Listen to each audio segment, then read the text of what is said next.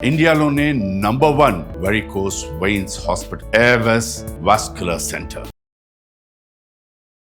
నమస్తే రమ్మగారు. నమస్తే చే రమ్మగారు, మనకి అమావాస్య పౌర్ణమి ప్రతి నెల వస్తాయి కదా. మిగతా రోజులు చేసే కార్యక్రమాలు ఒక రకంగా ఉంటాయి. ఈ అమావాస్య పౌర్ణమికి అందరూ చేయకపోవచ్చు బహుశా. కొంతమంది కొన్ని కమ్యూనిటీస్లో ప్రత్యేక పూజలు జపాలు ఇలాంటివి చేసే విధానం కనిపిస్తూ ఉంటుంది. అందులో సంపూర్ణ సూర్యగ్రహణం ఇలాంటప్పుడు ఇంకాస్త పెంచుతాం. దాంతోపాటు ఆటుపోట్లు ఎక్కువ ఉంటాయని సముద్రంలోకి వెళ్ళొద్దని, వాటి అలల తాకిడి కూడా మారుతూ ఉంటుందని ప్రత్యేకించి అమావాస్య ఇలాంటప్పుడు మనం వింటూ ఉంటాం. పౌర్ణమికి కూడా అనుకుంటాను కదా. ఎరువక పౌర్ణమి అప్పుడు పౌర్ణమి అవి వచ్చేలాగా చూసి పరవన్నం అది చేసుకోవటం తినటం. సాధారణంగా అసలు ఎలాంటి నియమాలు పాటిస్తారండి? అంటే మనకు తెలిసినా తెలియకపోయినా జరిగేవి జరుగుతూనే ఉంటాయి కదా జయ. అంతే కదండి. మనం ఊపిరే, మనం బతికేదే దాంతోటి, తెలియకుండానే పోయి వస్తూ ఉంటుంది. అవునా? ఊపిరి దానంతట ఇన్వాలంటరీగా, తెలుగులో అసంకల్పిత ప్రతీకార చర్య. అంతే, గాలి కావాలి, అదే తీసుకుంటుంది వెళ్తూ ఉంటుంది బయటికి.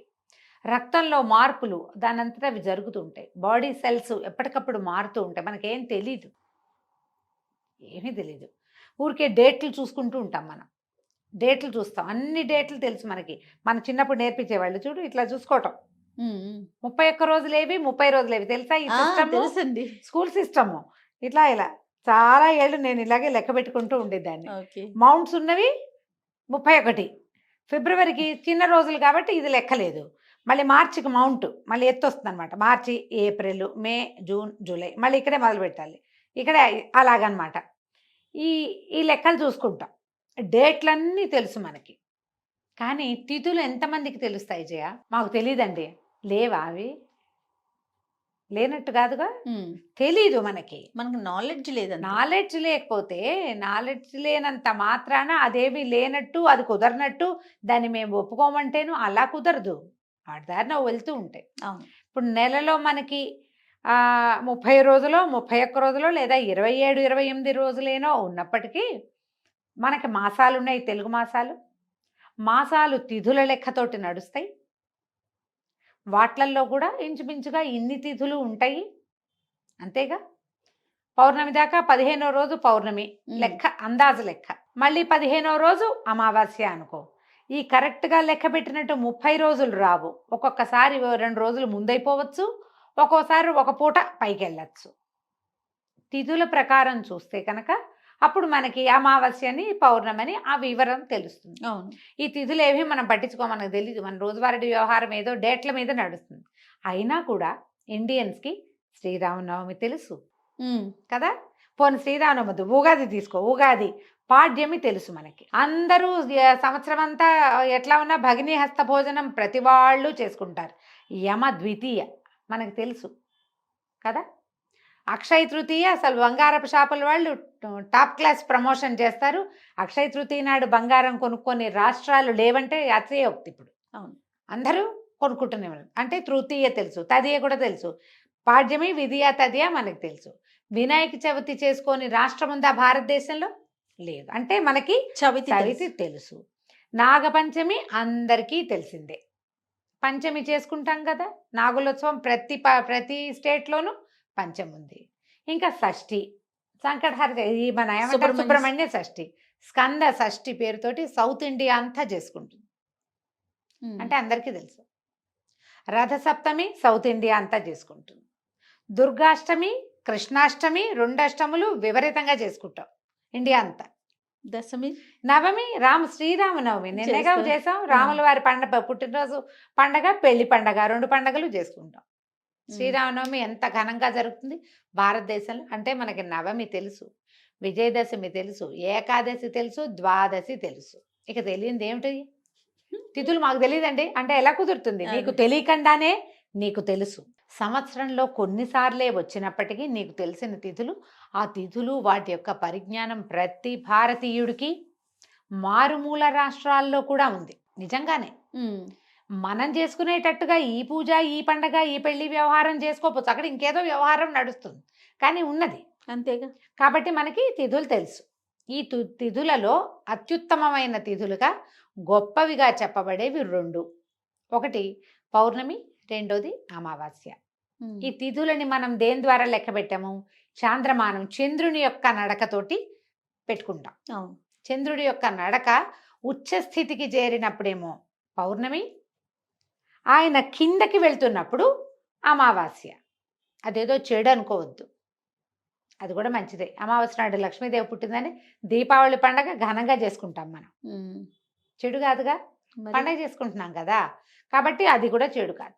కాకపోతే ఈ రెండు ఉచ్చ నీచ స్థితులు అనాలేమో, మరి వాటిని అలాగే అనాలి. ఈ రెండు స్థితులలో చంద్రుని యొక్క ప్రభావము భూగోళం మీద ప్రభావవంతంగా ఉండొచ్చు.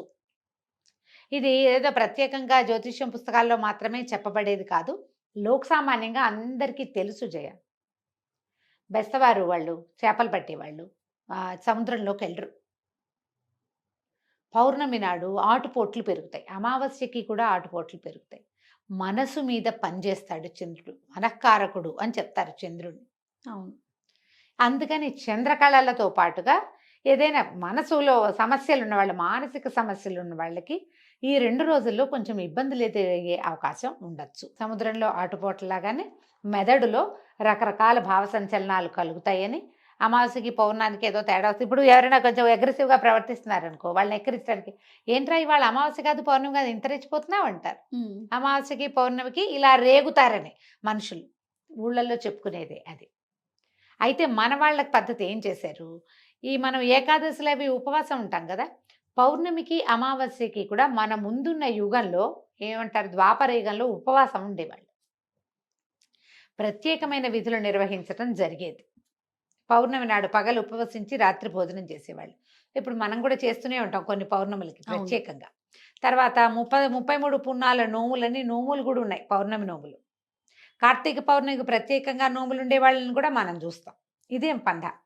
అమావాస్యకి చేసేవాళ్ళు మనకి కనపడరు. అమావాస్యని పితృదివసంగా భావించి ఆ రోజున తర్పణాలు విడిచేవాళ్ళు, ఒక్కపూటే భోజనం చేసేవాళ్ళు ఉండేవాళ్ళు. ఇదివరకు మన ముందు తరాల్లో ఉండేవాళ్ళు. మనం అది చెయ్యొచ్చు. మీకు తర్పణాలు విడవటం రాదు, మీ పద్ధతి కాదు, ఏం పర్వాలా. అమావాస్య పౌర్ణమి మీరు తెలుసుకున్నారు, ఆరాధన పెంచుకోవాలి, దైవారాధన పెంచండి అవకాశం ఉంటే. ఓకే. పౌర్ణమి మీకు తెలుసు, లలితామ్మవారిని ఆరాధించండి, శ్రీరాముడిని ఆరాధించండి, శ్యామలని ఆరాధించవచ్చు. ఉమ్.